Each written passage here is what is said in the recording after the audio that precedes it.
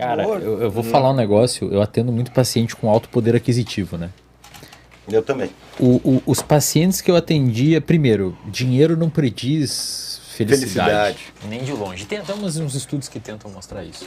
Que até você ter um determinado patamar de, sei lá, os caras lá nos Estados Unidos falam em $70 mil por ano, uma coisa assim.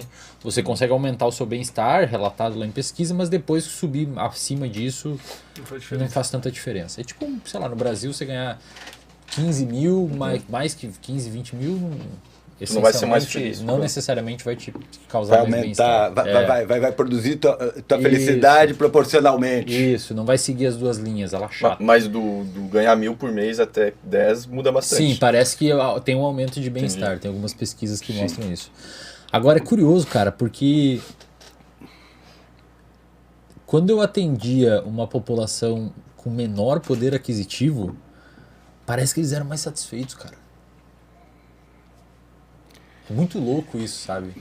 Parece que eu não sei explicar exatamente o raciocínio, tipo assim, existe um estresse, existe um pano de fundo, mas é como se fosse justificável a existência daqueles tipos de sintomas ou daqueles tipos de contextos, ao passo que no sujeito que ganha muita grana, parece que o próprio sujeito fica inquieto com a existência daquela insatisfação dado o contexto que ele tá.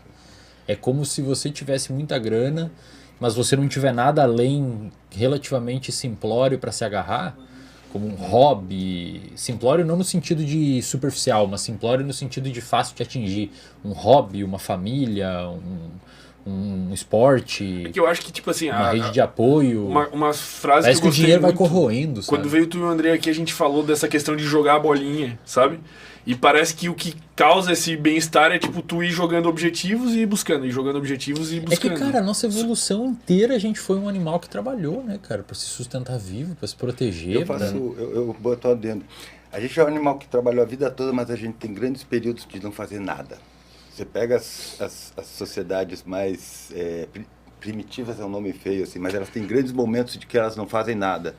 Não estão no celular, não estão nada. Elas estão ali. Você perguntou o que você está fazendo? Está fazendo nada, ele pode estar fazendo outras coisas, mas nada dentro dos conceitos. O famoso coçando.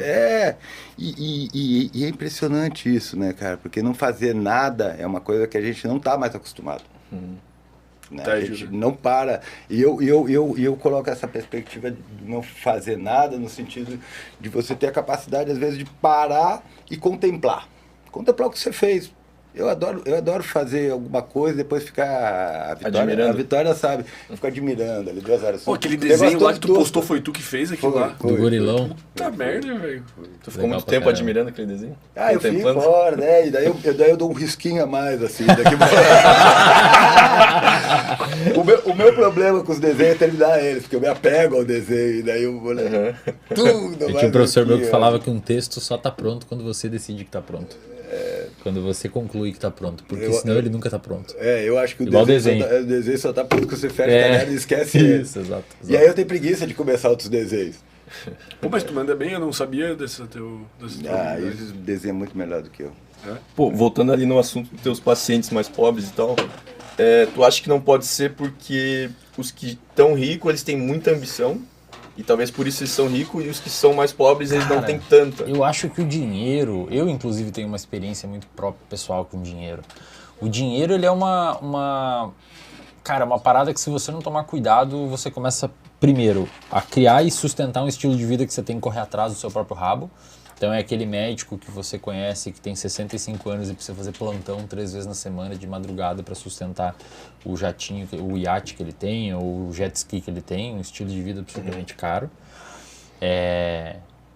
Ou você, então o dinheiro você pode criar um contexto com o dinheiro, um ambiente com o dinheiro que seja um ambiente naturalmente, essencialmente estressogênico.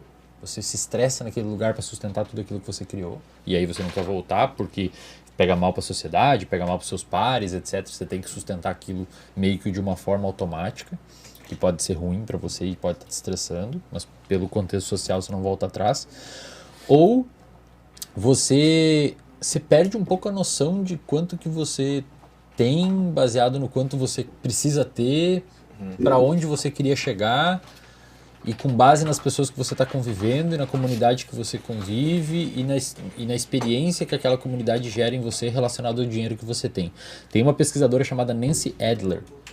Ela é uma pesquisadora que fez uma série de estudos, não necessariamente sobre riqueza, mas sobre status socioeconômico. Status socioeconômico é o quanto dinheiro possibilita que você tenha de condições, tipo uma boa educação, etc.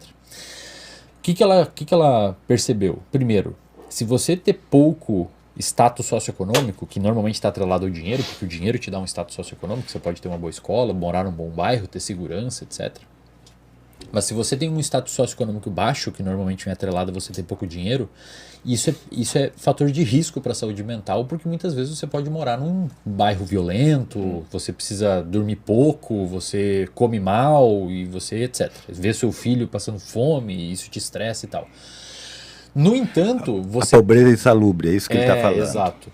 No entanto, ela percebeu que se você for uma pessoa com status socioeconômico alto, bastante dinheiro, mas subjetivamente você se sentir pobre, você pode ter tantos malefícios quanto a pessoa que é pobre. Mas o que seria subjetivamente se você sentir pobre? Se tem comparar 1 aos milhão outros, de né? reais e viver perto de pessoas com 100. Aí você é rico, você tem grana, mas você se sente pobre. Você pode, devido ao estresse e o contexto que aquilo gera em você, ter tantos problemas quanto uma pessoa que de fato tem um saúde. Os caras são meio burros, pô. Cara, eu acho que se perde, velho. É porque o dinheiro ele te possibilita modular mais ainda É o teu louco, ambiente. cara, Tu mas pode se mudar pro lado de uma o cara academia. fica estressado por não ir de executiva pra França, cara. E um estresse tal qual o sujeito fica de ter que pegar um busão porque tá chovendo e não pode ir a pé. E o estresse gerado no ponto de vista fisiológico é o mesmo, embora em contextos não deveria se estressar por aquilo e outro se estressa. E isso é interessante. É assim, muito louco. Óbvio que com muito cuidado a gente diz isso, né, porque isso é muito polêmico, mas de uma certa forma a alegria também não tem a ver com a condição econômica. Você vai ser alegre, mesmo que se você tenha duras condições, em alguns momentos você vai ter de alegria, nem que seja aquele momento que você conseguiu comprar a tua carne de segunda para fazer Exato. né? Aquilo vai ser vivido como uma conquista. O cara que tem milhões, ele tem a frustração, às vezes, sei lá, porque o podcast dele não deu tantas views quanto ele gostaria que desse. Aquilo vai ser um problema, ele não vai dormir mal, ele vai ficar ansioso, ele vai ter rebuliços no estômago. É tudo relativo, né? Tipo, sei lá, a criança que ela quer muito jogar, tipo, ela quer terminar o trabalho de aula para poder jogar videogame. Daí ela consegue e ela tem uma felicidade X, mas talvez essa felicidade X seja a mesma que, sei lá, uma criança pobre, o pai chegou com Uma bola de futebol de ou presente. com carne, ele vai poder almoçar carne ao invés de salsicha, sabe? Aí vai ter, digamos, o mesmo grau de felicidade, sei lá. Cara, eu tenho uma filosofia que eu tenho cada vez me aproximado mais. O pessoal diz que eu sou minimalista, né? Até hoje eu não entendo o propósito disso. Outros dizem que eu faço parte do movimento FIRE. Nem sabia que isso existia. Também não. Que é um movimento que os jovens trabalham bastante durante os 20 aos 30, 35, juntam um grande poder econômico e vivem o resto da vida de renda. Também não sabia que isso existia. Parece que existe uma comunidade. Pra vender curso. Cara, eu cada vez mais estou adepto à ideia de ter objetivos de vida atualmente considerados por vezes fúteis e fáceis de alcançar, porque na minha concepção vai ser muito mais protetor para mim do que criar um contexto de alegria e condicionar o meu bem-estar subjetivo ou o que chamam de felicidade. Dá um exemplo. Pode dar um exemplo? Cara, eu quero ter uma casa, uma família e rolar um filho na grama para ele ficar com coceira o dia inteiro. Tipo, esse é meu objetivo, sabe? Bem-vindo ao meu mundo. Só que em vez de um eu fiz 3, né? O Fábio inveja a vida do cara. Que hora que você acorda? Vai na praia, surfa, volta pra casa, anda de skate numa pista, atende uns pacientes. Eu trabalho pra caramba. Caramba. Mas, pô, o trabalho, cara, faz muito sentido. Mas você não precisa de uma BMW pra ser feliz, puta cara. Que pariu. Entendeu? Eu tô sem carro agora, né? E pô, uns meses atrás, até falei com um amigo meu, Belto, que eu tava a fim de comprar um carro. Daí eu fui ver o preço dos carros.